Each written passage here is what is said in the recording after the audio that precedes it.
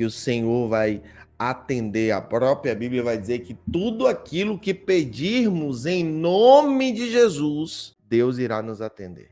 E por que não acontece com muita gente? Porque muita gente não recebe de Deus a resposta de suas orações. A própria Bíblia vai dizer, Tiago capítulo 4, versículo 3, pedis e não recebeis porque pedis mal. E como é que pede mal? Aí o versículo vai continuar dizendo, peça com fé, em nada duvidando, pois aquele que duvida é como a onda do mar, que está cheia hoje, vazia amanhã. Se você tem fé, você não pode duvidar. Você não pode ter fé de manhã, você não pode sair de casa e falar assim, eu tenho fé que Deus vai me proteger nesse dia.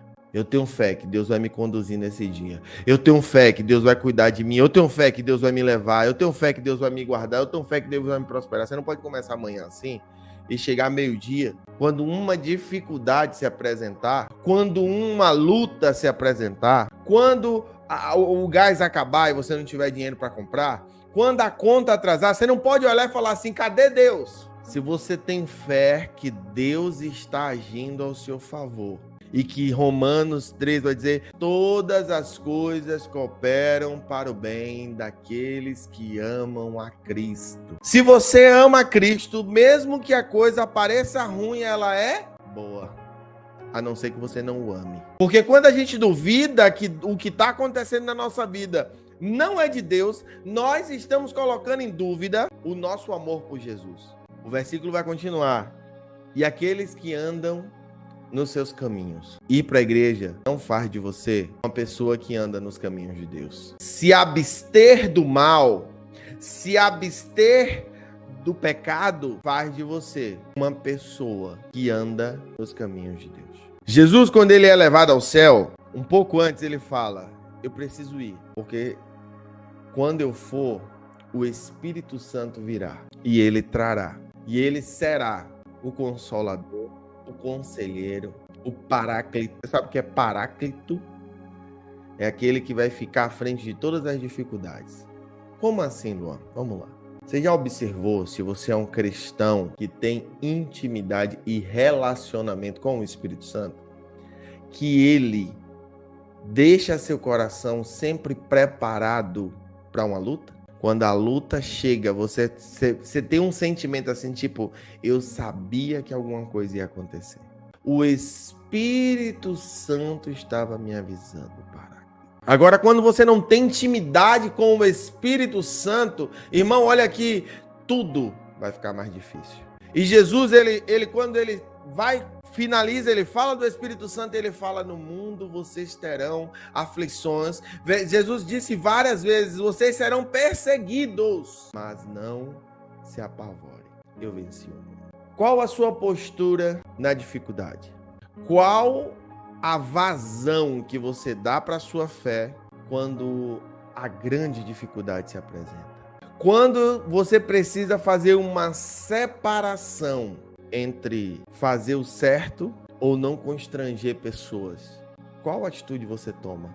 Você contemporiza? O que você faz? Daniel, capítulo 3, a partir do versículo 14, diz... Nabucodonosor lhe disse, é verdade, Sadraque, Mesaque e Abednego, que vocês não prestam culto aos meus deuses, nem adoram a imagem de ouro que eu mandei erguer. Nabucodonosor agora, o rei da Babilônia, o maior império da terra até então. Ele tinha como deus principal, Deus com D minúsculo, um deus pagão chamado Marduk. E esse era um dos deuses deles, né? Eles tinham vários. E Nabucodonosor manda erguer uma estátua de ouro, e historicamente, teologicamente, dizem que é dele, ou dizem que é de Marduk, ou dizem que era de um dos deuses da Babilônia. Ele libera um decreto em que todo mundo tinha que adorar, todo o reino tinha que adorar aquela estátua. Porém, naquele reino tinham judeus, 3 homens de fé. 3 homens que não duvidavam, tinham convicção de quem era Deus na vida deles. 3 homens que não importa o que acontecesse, eles sabiam quem era Deus. Você sabe quem é Deus? 3 homens que não estavam preocupados em perder seus cargos de importância, seus luxos, seus confortos. 3 homens que não estavam conectados com nada de material exterior. 3 homens que estavam mais preocupados com a opinião de Deus do que com a opinião do rei. 3 homens que confiaram em Deus em detrimento de qualquer outra dificuldade que pudesse se apresentar. Será que você tem coragem? Será que se a dificuldade se apresentar na sua porta, você vai se corromper e fazer alguma coisa errada? Você vai aceitar fazer parte de um esquema corrompido, fraudulento. Vamos continuar a nossa leitura. Agora, porém, quando vocês ouvirem um som, aí ele vai falando dos instrumentos aqui, de todas as espécies, se vocês se dispuserem e prostrar-se em terra e adorar a imagem que eu fiz, será melhor para vocês. Mas se não adorarem, serão imediatamente atirados numa fornalha de chamas, e que Deus poderá livrá-los das minhas mãos. Nabucodonosor faz uma clara ameaça a eles, mas no final ele comete um erro grave. Porque quando alguém faz uma ameaça a gente, essa pessoa está afrontando a nós. E nós vamos ter que provar com a nossa fé que confiamos em Deus. Mas no final, Nabucodonosor faz uma afronta a Deus. Mas a Bíblia vai dizer que abra sua boca e eu a encherei. E eu creio que a resposta de Sadraque, Mesaque e Abidnego é justamente uma resposta diretamente do Espírito Santo de Deus para Nabucodonosor. Veja a resposta. Sadraque, Mesaque e Abidnego responderam ao rei: ó Nabucodonosor, não precisamos defender-nos diante de ti. Se formos atirados na fornalha em chamas, o Deus a quem prestamos culto pode livrar-nos, e ele nos livrará das suas mãos, ó rei. Olha que interessante. Eles não tinham dúvidas. Primeiro, da capacidade de Deus de livrá-los, ele não tinha dúvida.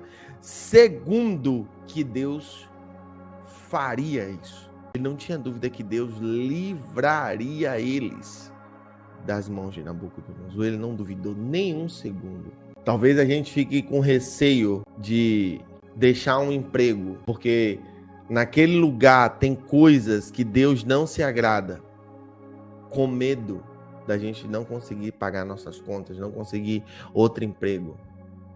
Às vezes nós não temos coragem de fazer a coisa certa por medo. Mas esses homens, eles não tinham dúvidas de que Deus livraria eles. Porém, eles deixaram claro, porque você não ter dúvida que Deus vai te livrar, não significa que Deus vai fazer o que ele acha, o que você acha que é melhor. Deus pode ter uma ideia diferente. Então ele finaliza a conversa com Nabucodonosor dizendo: mas se ele não nos livrar, saiba, ó rei, que não prestamos cultos aos deuses, nem adoraremos a imagem de ouro que mandastes erguer. Irmãos, o que esses homens estão dizendo é: não importa o que aconteça, mesmo que Deus entenda que eu não mereço ser salvo dessa dificuldade, mesmo que Deus entenda que chegou a minha senha, chegou a hora de eu morrer, que eu tenho que passar por esse mártire, eu não vou desistir dele. Eu não vou abandonar a palavra dele. Eu não vou deixar a minha convicção do que a palavra de Deus diz que é certo por algo momentâneo. O que é que Deus ensinou a você na Bíblia que é certo? Será que você está abrindo mão por algo momentâneo? Será que você está, de certa forma, desistindo por algo momentâneo? Deus está te dando hoje a oportunidade de refletir sobre isso.